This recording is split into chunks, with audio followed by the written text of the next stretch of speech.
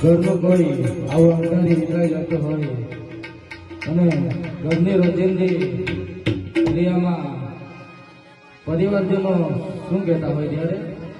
સવારે ઉઠીને દાતાણ માંગે રે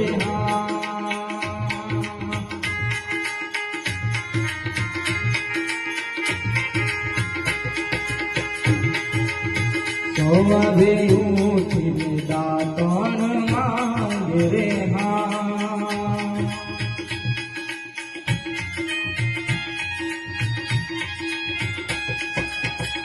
तो